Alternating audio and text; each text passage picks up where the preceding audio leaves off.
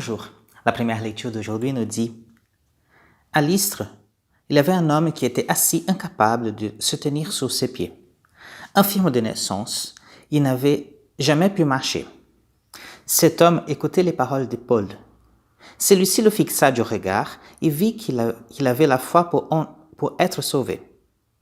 Alors, il lui dit d'une voix forte « Lève-toi, tiens-toi droit sous tes pieds. » L'homme se dressa d'un bond. Il marchait. En voyant ce que Paul venait de faire, les foules s'écrièrent en lycaonien. Des dieux se sont faits pareils aux hommes. Ils sont descendus chez nous. Ils donnaient à Barnabé le nom de Zeus et à Paul celui d'Hermès, puisque c'était lui le porte-parole. Le prêtre du temple de Zeus, situé hors de la ville, fit amener aux portes de celle-ci des taureaux et des guirlandes. Il voulait offrir un sacrifice avec les foules. Informés de cela, les apôtres Barnabé et Paul déchirèrent leurs vêtements et se précipitèrent dans la foule en criant « Pourquoi faites-vous cela?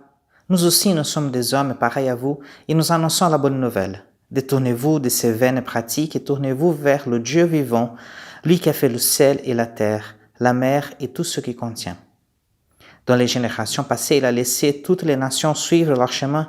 Pourtant, il n'a pas manqué de donner le témoignage de ses bienfaits, puisqu'il vous a envoyé du ciel la pluie et des saisons fertiles pour vous combler de nourriture et de bien-être. » Dans ce texte, un peu compliqué d'ailleurs même à lire, dans ce texte, en fait, nous voyons Paul qui, en fait, il fait un miracle, et les gens le prennent comme un dieu, il prend la place de Dieu. Et en fait, ça vient nous montrer l'idolâtrie. Qu'est-ce que c'est l'idolâtrie? L'idolâtrie, c'est quand on met quelque chose ou quelqu'un à la place de Dieu. C'est un rapport, quelque chose à l'extérieur à nous, c'est-à-dire, c'est pas Dieu lui-même, parce qu'en fait, c'est la place de Dieu, mais en fait, on donne à quelque chose d'extérieur à nous cette place, la place qui est à Dieu.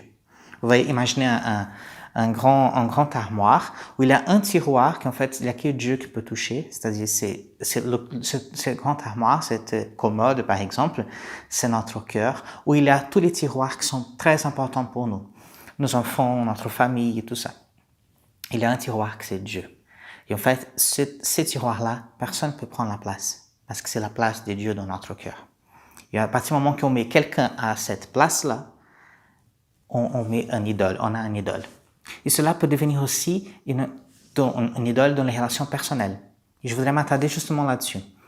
Parfois, il y a des relations qu'en fait, elles sont tellement proches et que la personne, elle n'a plus de liberté. Elle a une dépendance affective de l'autre. La dépendance affective, c'est-à-dire, c'est quand une personne n'a plus de liberté et elle n'est pas capable de prendre ses décisions. Elle est tellement attachée à une autre personne que l'autre personne dit, en fait, j'aime le bleu, elle va dire, j'aime le bleu. Ah, mais j'aime le rouge aussi. Non, finalement, j'aime le vert. D'accord, moi aussi, j'aime le vert. C'est-à-dire, la personne, elle n'a plus d'opinion, elle n'a plus de liberté. Elle est complètement attachée à l'autre et n'arrive pas à avoir sa vie en main. Et la dépendance affective nous mène à l'idolâtrie, nous mène à voir cette personne presque comme Dieu. Et comment nous pouvons faire donc pour sortir de cela? Pour sortir de cela, la première chose, c'est justement prendre notre vie en main et donner la juste place à chacun, à chaque personne. C'est très, très, très important d'aimer les uns les autres. C'est très, très important d'aimer chacun individuellement et chacun a une place unique dans notre cœur. Et Dieu aussi, il a une place unique dans notre cœur. À partir du moment que chacun a sa place, c'est parfait. Nous-mêmes, nous avons notre place. Et chacun de nous, il a une place dans le cœur. Et voilà qu'en fait, pour donner la bonne place aux autres, c'est-à-dire de reprendre notre vie en main et pouvoir donner à chacun sa vraie place, sa juste place, pour cela, il faut avoir un peu de l'estime de soi, c'est-à-dire reconnaître la valeur de moi-même. Moi, je sais qui je suis. Moi, je vois que cette personne, je vois que mon enfant, il est très important pour moi, et c'est normal, donc il a cette place dans mon cœur. Je vois que mon épouse, elle a cette place dans mon cœur. Je vois que Dieu a cette place dans mon cœur. Mes parents, et ainsi de suite. Et en fait, on va où chacun a sa place. On va ranger notre commode. Vous voyez, pendant ce temps de confinement, on range beaucoup de choses. Voilà, on va prendre les armoires, on va tout ranger, tout nettoyer. Très bien, pourquoi pas, donc ranger les relations dans notre cœur aussi.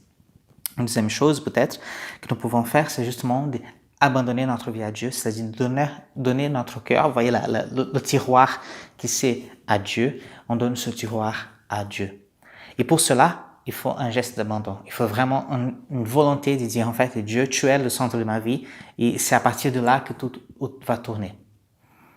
Pour cela, c'est un acte d'abandon, c'est quelque chose de notre volonté. Oui, je décide de donner ma vie à Dieu, de donner ma vie telle qu'elle est, avec ma famille, avec tout ça.